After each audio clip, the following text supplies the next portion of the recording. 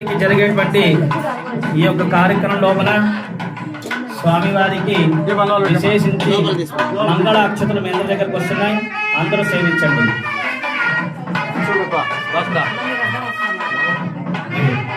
గోవింద గోవింద పైన వేసేయండి. గోవింద గోవింద మళ్ళీ తీసుకోండి. స్వామికి చూపించండి. ఇద్దరు అమ్మవార్లకు వేసేయండి. గోవింద ఏడుకొండలవాడ వెంకటరమణ గోవింద గోవింద. ముగ్గురు కొద్ది కొద్దిగా వేసేయండి.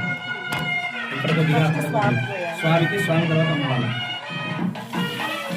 గోవింద గోవింద.